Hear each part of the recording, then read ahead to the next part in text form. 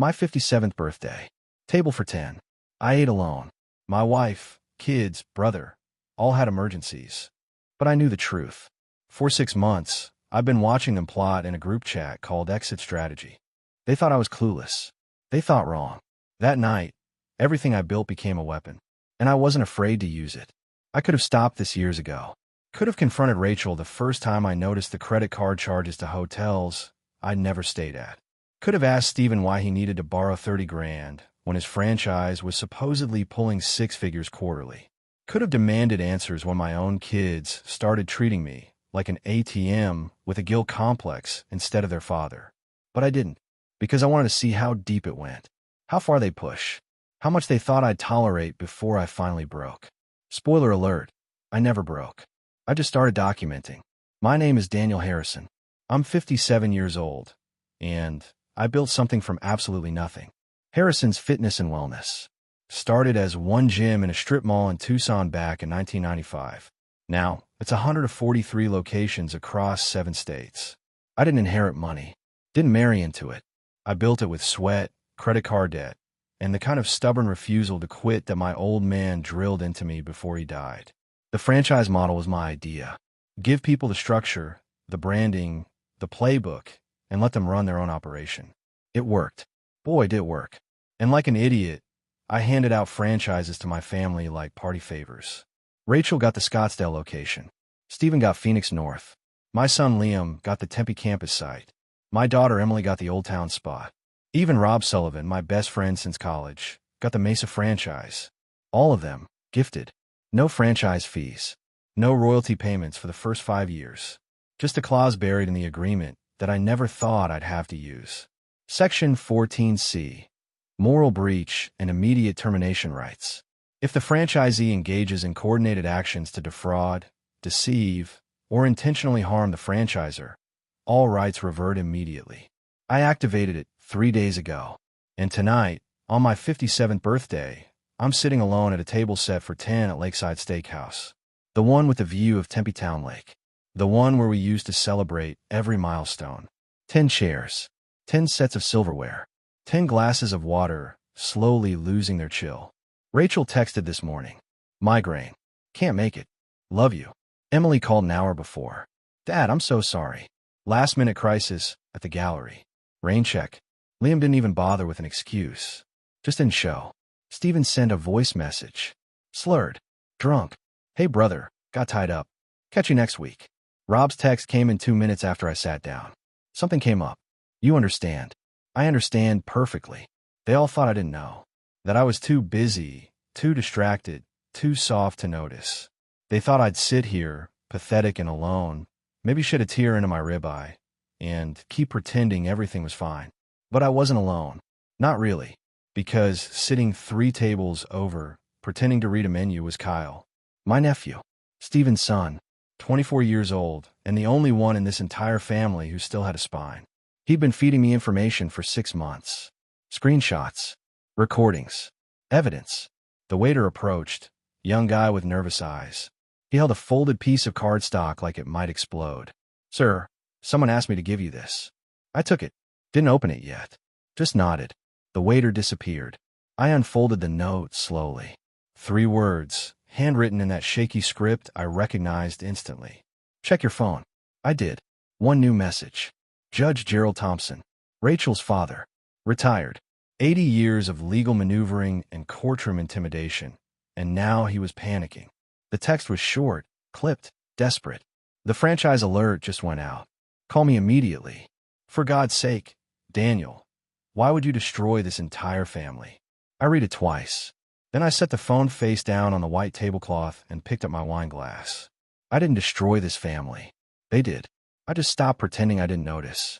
People always ask me how I did it. How a guy who grew up in a 2-bedroom rental in South Phoenix built a fitness empire. The answer was simpler than they wanted to hear. I never stopped moving forward. Harrison's Fitness and Wellness wasn't some flash-in-the-pan idea. It was deliberate, strategic. In 1995, I saw what was coming.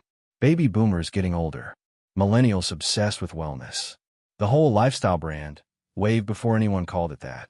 So I built gyms that didn't feel like concrete dungeons. Clean, bright, Affordable but not cheap. The franchise model came later, around 2008, right when the economy tanked and everyone was terrified. I saw opportunity. People wanted to own something, be their own boss. I gave them the blueprint, the brand, the support system, and it exploded. By 2015, I had 60 locations. By 2020, over 100. I was profiled in business magazines, spoke at conferences, built something I was genuinely proud of. And then I made the mistake every successful man makes. I assumed my family was proud of it too. Rachel was my college sweetheart. Met her at Arizona State in 1987. She was studying marketing. I was grinding through business classes while working overnight shifts at a warehouse. She said she loved my drive, my refusal to settle. For 26 years, I believed her.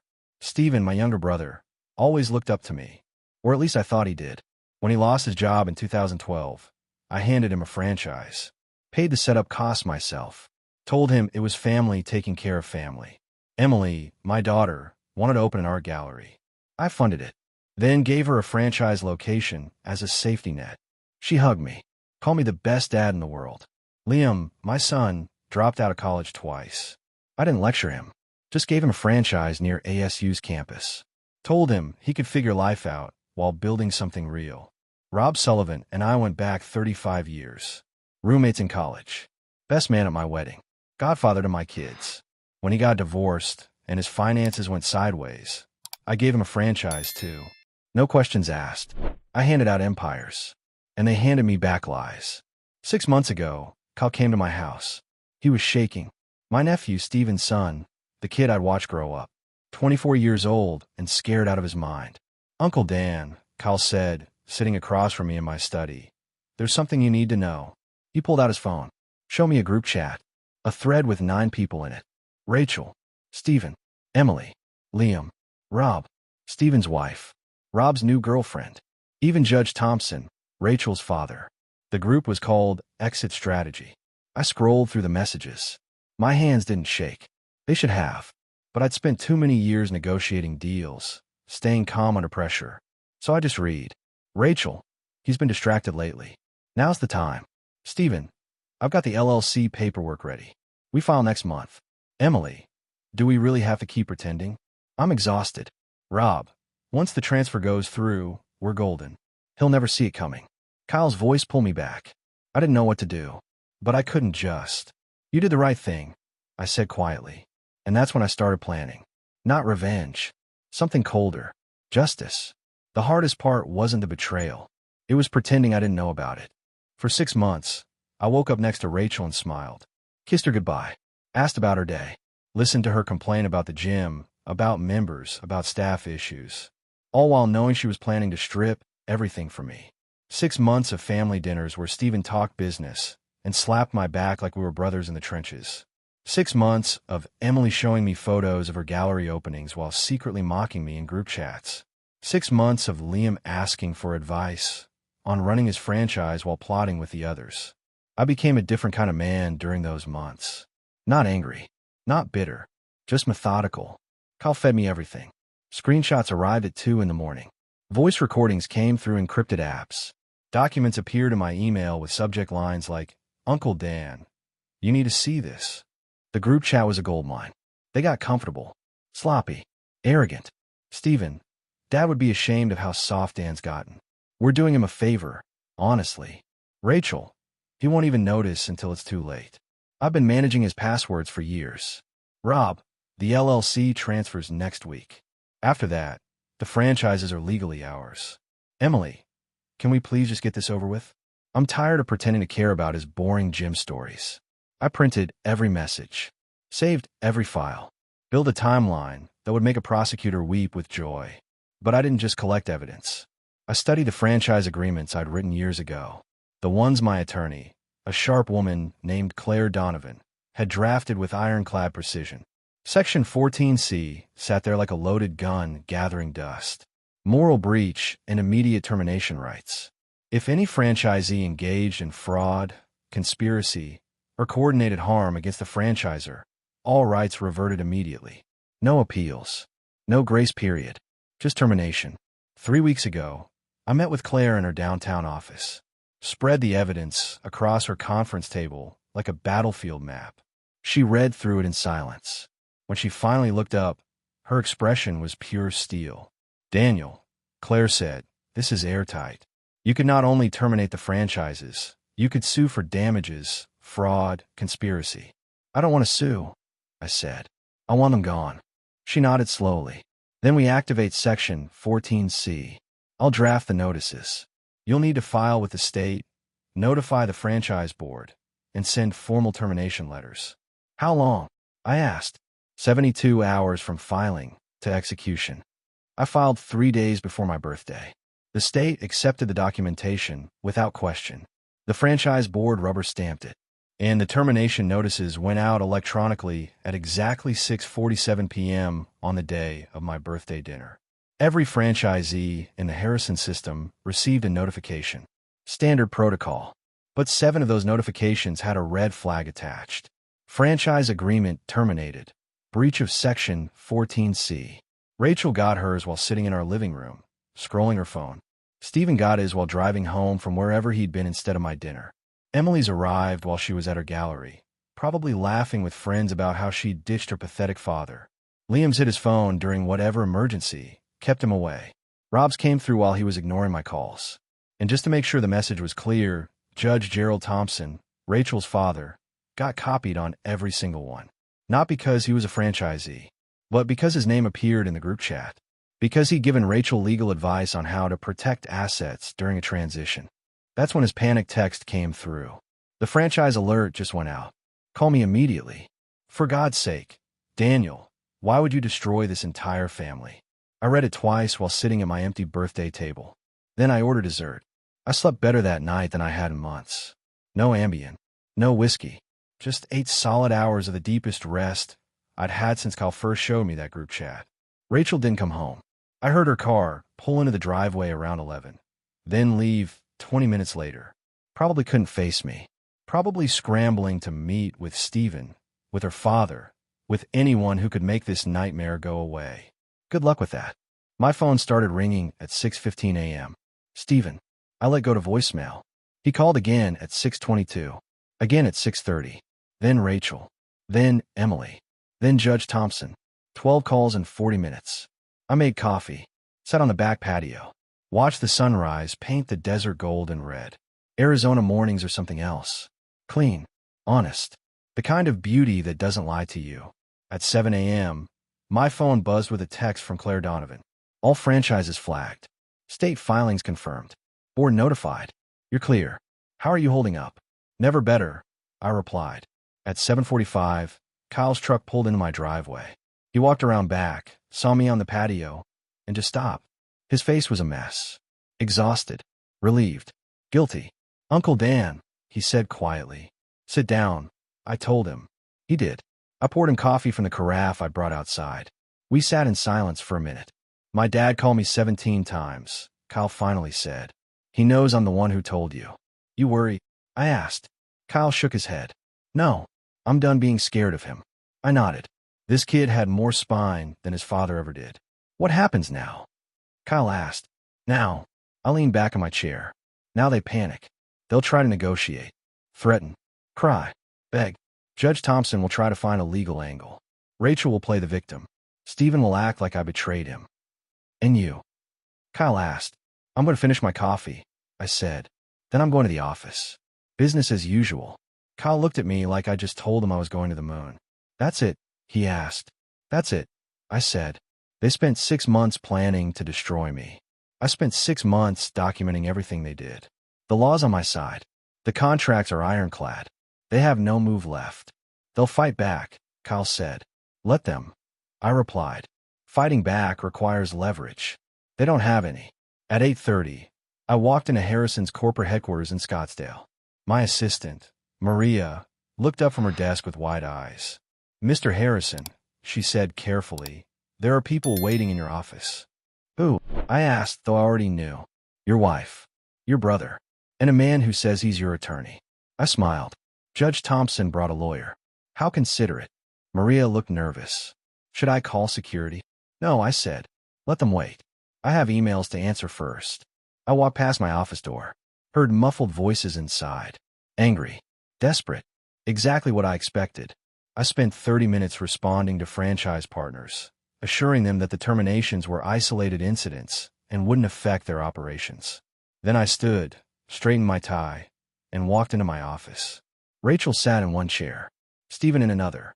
Judge Thompson stood by the window, hands clasped behind his back like he was about to deliver a closing argument. And next to him, some lawyer I'd never met, clutching a briefcase like it contained nuclear codes. They all turned when I entered. Daniel, Rachel started, her voice shaking. We need to talk. I closed the door behind me, walked to my desk, sat down. No, I said calmly. We really don't. The lawyer Judge Thompson brought was named Malcolm Pierce. Mid-40s, expensive suit, the kind of slicked-back confidence that comes from winning cases through intimidation rather than merit. He set his briefcase on my desk without asking, popped it open like he was about to perform surgery. Mr. Harrison, Pierce said, his voice smooth as oil, my clients are prepared to resolve this matter amicably. We believe there's been a misunderstanding regarding the franchise terminations. I didn't move, just watched him. Pierce pulled out a document. We're proposing a temporary suspension of Section 14C pending an independent review. During this period, all franchises would remain operational, and we'd enter mediation to— No, I said. Pierce blinked. Excuse me. I said no. I repeated, my voice calm, flat. There's no misunderstanding. There's no mediation. Section 14C was activated legally and permanently. Judge Thompson stepped forward. For the first time since I'd known him, he looked old, tired, desperate. Daniel, the judge said, using the tone he probably used in courtrooms to sway juries, you're making a mistake. This family has supported you for decades. Rachel loves you. Stephen looks up to you.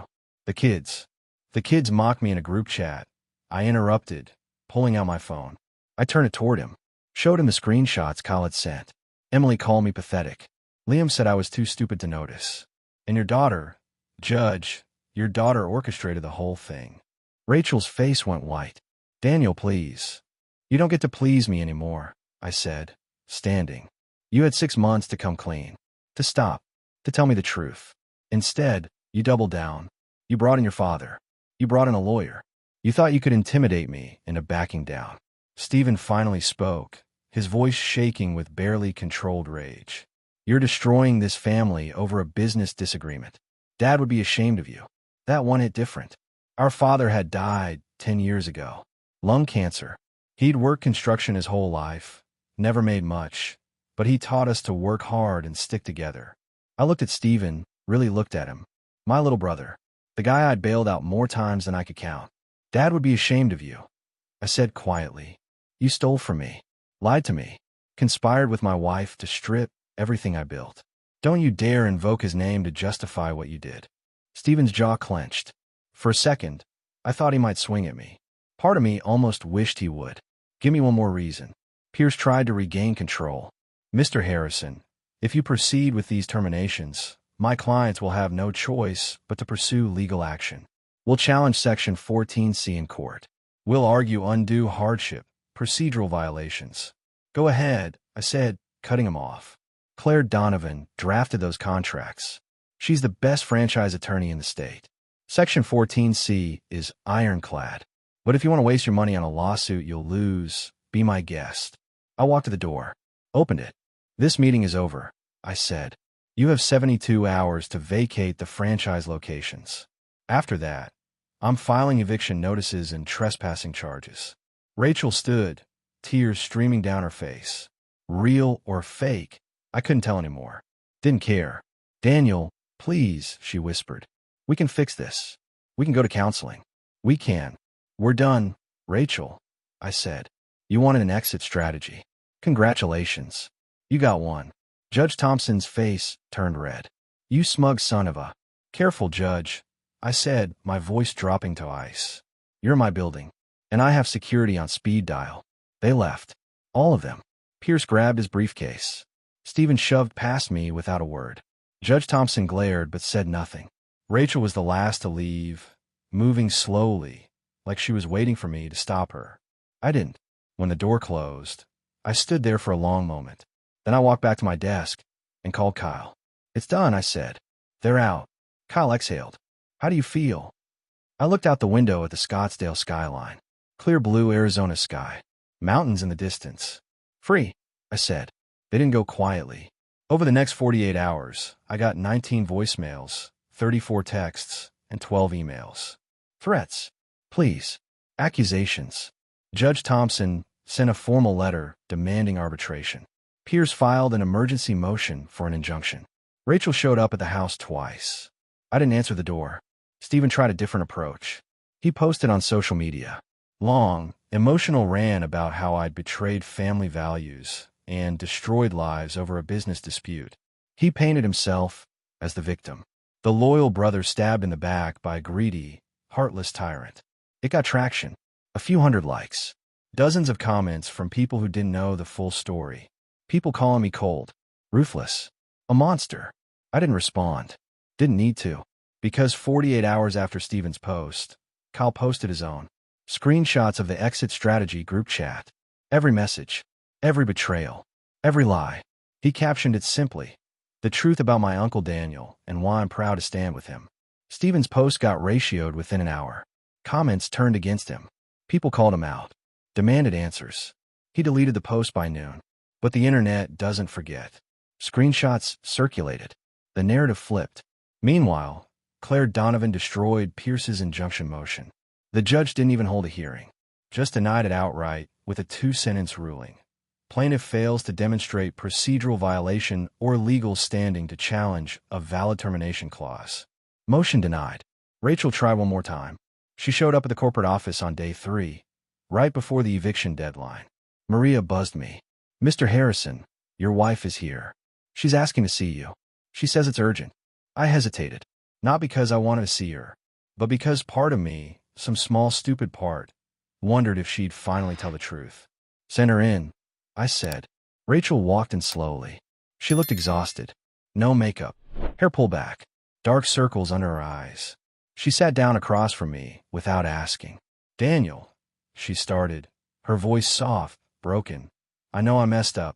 I know I hurt you. But please, can we just talk? Really talk. About what? I asked.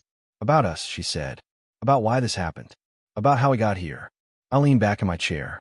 You got here by lying. Stealing.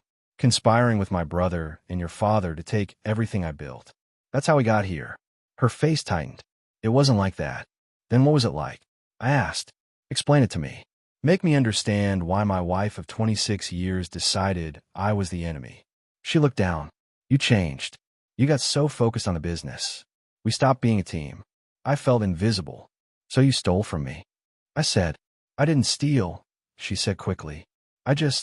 We were planning for the future. In case something happened to you. In case you wanted to leave, I finished. You were building an exit strategy. Funneling money. Setting up accounts. All while pretending everything was fine. She didn't deny it. I loved you, Rachel, I said quietly. For 26 years, I loved you. Gave you everything. Built a life for us. And you repaid me by treating me like an obstacle. Tears rolled down her face. I still love you. No, I said. You love what I provided. There's a difference. She stood. What happens now? Now, I said. Now you leave. The franchises are terminated. Your access to the business accounts is revoked. I've filed for legal separation. You'll hear from my attorney. Legal separation? She whispered. Not divorce. Not yet, I said. I want you to sit with what you did. Think about it. Live with it. Then we'll talk about divorce. She left without another word. I sat alone in my office for a long time after that, staring at the photos on my desk. Rachel and me on our wedding day. The kids as babies. Family vacations. All of it felt like someone else's life now. Maria knocked softly. Mr. Harrison? Kyle's here to see you. Send him in, I said. Kyle walked in, hands in his pockets, looking uncertain. You okay? He asked. Yeah, I said. I'm okay. My dad's moving back to California, Kyle said. Taking Aunt Rachel with him. Judge Thompson's going too. They're leaving tomorrow. I nodded. You going with them? Kyle shook his head. No, I'm staying. If you'll still have me. I stood, walked around the desk, put a hand on his shoulder. Your family, Kyle, I said. Real family. The kind that tells the truth. He smiled, relieved. So what's next? Kyle asked. Next, I said. Next, we rebuild. 3 weeks after the terminations, Emily showed up at my house. No warning. No text. Just knocked on the door at 7 in the morning while I was making coffee. I opened the door. She stood there in jeans and a sweater, eyes red from crying, holding a folder. Dad, she said quietly, can I come in? I hesitated. Not because I was angry, but because I was tired. Tired of confrontations. Tired of excuses. But she was still my daughter. So I stepped aside. She walked to the living room, sat on the edge of the couch like she was afraid to get comfortable. I sat across from her in my chair. What's that? I asked, nodding at the folder. Emily opened it. Inside were printouts, bank statements, transaction records. Her hands shook as she handed them to me. This is everything I took, she said. From the business account. From the franchise. Total is $42,000 over 2 years. I'm paying it back. All of it. I looked at the statements. She wasn't lying.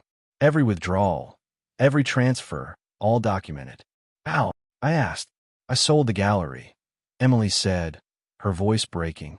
Sold my car. Moved into a studio apartment. I got a job at a marketing firm. It'll take me 3 years to pay it all back, but I'm doing it. I set the folder down. Why? Because you were right, she said, tears streaming down her face. I was awful to you. I said terrible things. I treated you like you didn't matter. And I'm sorry, Dad. I'm so sorry. I watched her cry. Part of me wanted to hug her, tell her it was okay, that we'd figure it out. But another part, the part that had been betrayed and mocked and dismissed, stayed cold. You call me pathetic, I said quietly. In a group chat with your mother and uncle. You laughed about how I was too stupid to notice what you were doing. Emily's face crumpled. I know. I was angry. I felt like you care more about the business than about us. But that doesn't excuse what I did. Nothing excuses it. Your mother put you up to this.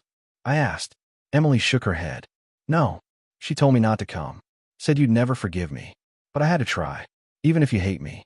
Even if you never want to see me again. I had to tell you I'm sorry. I leaned back. Studied her. She looked like she'd lost weight.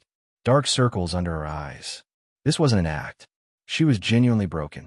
I don't hate you, I said. But I don't trust you either. Emily nodded. I understand. If you want back in my life, I said, you earn it. Not with money. With time. With honesty. With showing me that you've actually changed. I will, Emily said quickly. I promise, Dad. I'll do whatever it takes. I stood. We'll see. She stood too. Hesitated. Then stepped forward and hugged me. I didn't hug her back right away. But after a moment, I put my arms around her. I love you, Dad, she whispered. I know, I said. When she left, I called Kyle. Emily just came by. I told him. Yeah. Kyle said. How'd it go? She's paying back the money. I said. Sold her gallery. Says she's changed. You believe her? Kyle asked. I don't know yet, I said. But at least she showed up. That was more than anyone else had done. 2 months after the terminations, Claire Donovan called me into her office.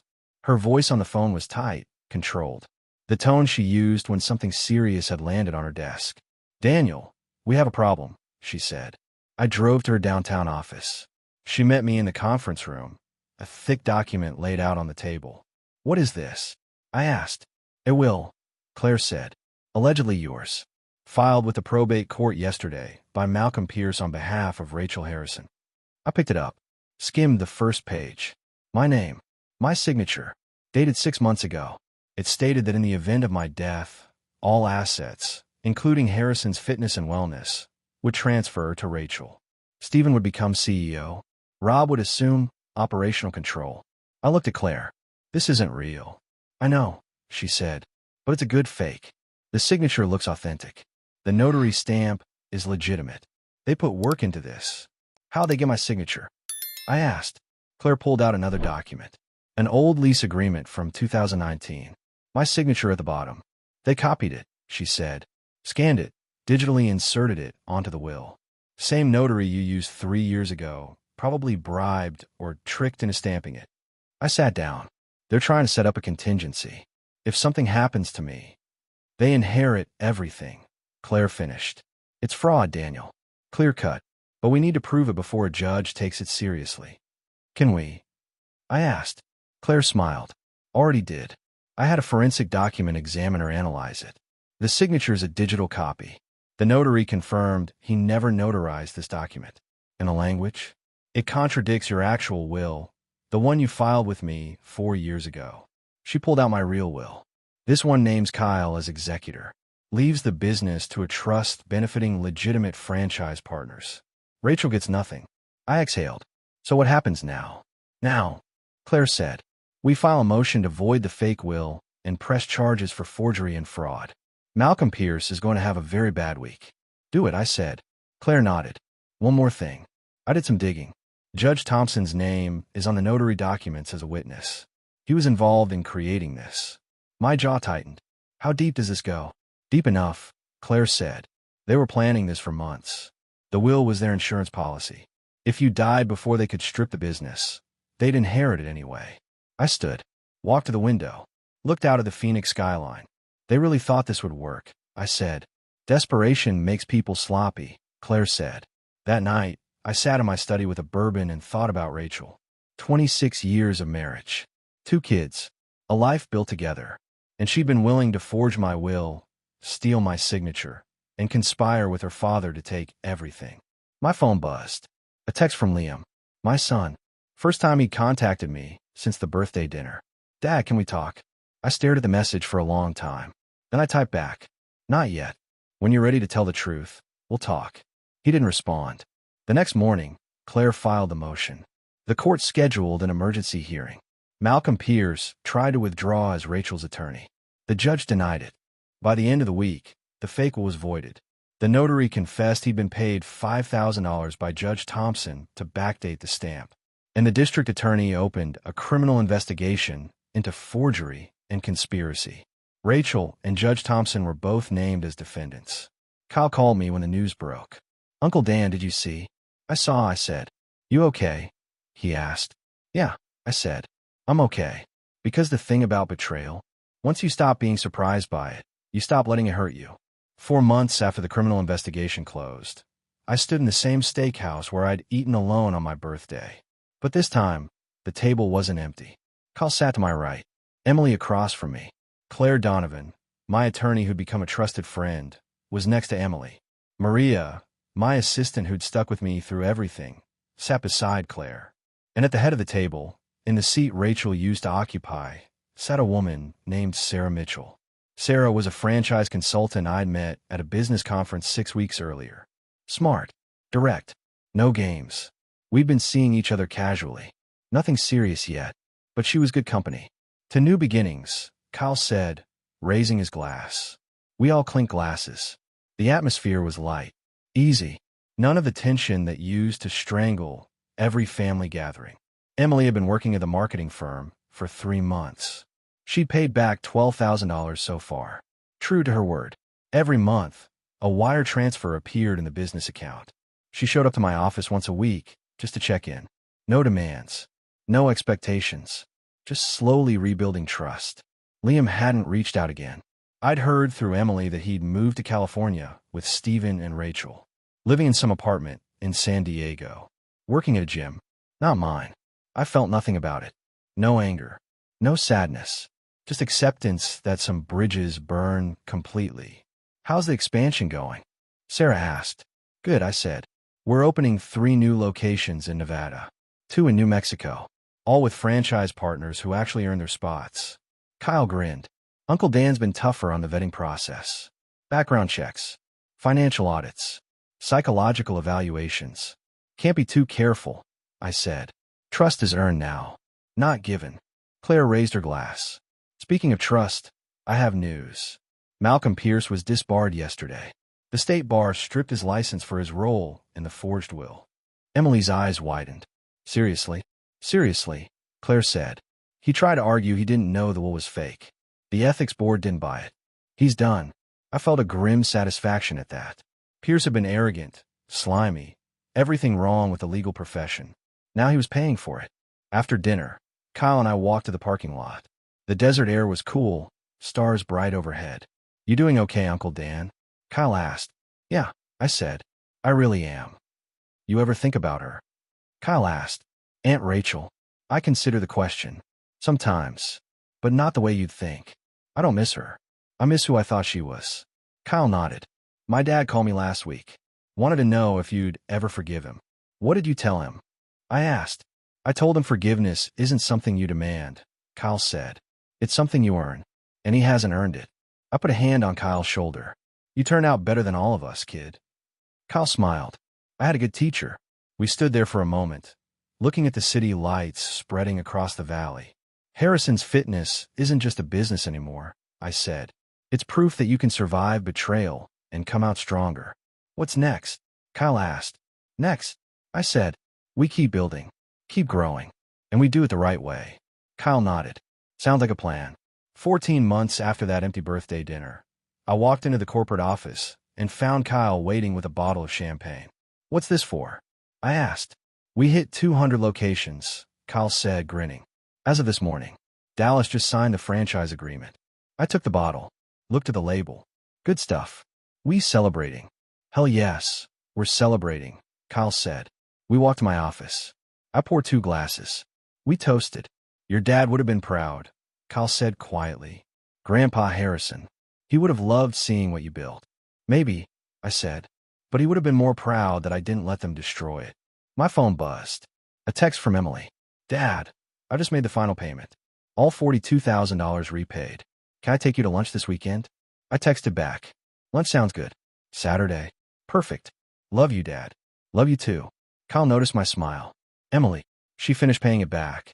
I said. That's good, Kyle said. She's really changed. She has, I agreed. Still a long way to go. But she's trying. There was a knock on the door. Sarah walked in, carrying a file folder. She joined Harrison's as Director of Franchise Development 2 months ago. We'd made it official, the relationship. Took it slow, but it was real. Sorry to interrupt, Sarah said, but you need to see this. She handed me the folder. Inside was a legal document. A lawsuit. Filed by Rachel Harrison against Harrison's Fitness and Wellness, claiming wrongful termination and emotional distress. I read it, then looked at Sarah. She's suing me. Her attorney filed it this morning, Sarah said. Claire's already on it. She says it's garbage. Won't survive summary judgment. I set the folder down. Shook my head. She never stops. Some people can't accept consequences, Kyle said. I looked at both of them. Sarah, strong and steady. Kyle, loyal beyond measure. Then I looked around my office. The photos on the wall. Not family photos anymore. Photos of franchise locations. Of grand openings. Of real people building real businesses. Let her sue, I said. She'll lose. Just like she lost everything else. Sarah smiled. That's the spirit. That evening, I drove out to the original Harrison's Fitness location. The strip mall gym where it all started 30 years ago. It was still operating, now run by a franchise partner named Tom who'd been with me for 15 years. I walked in. Tom saw me and waved. Dan, what brings you by? Just wanted to see where it started, I said. We walked around. The equipment was newer now. The walls freshly painted.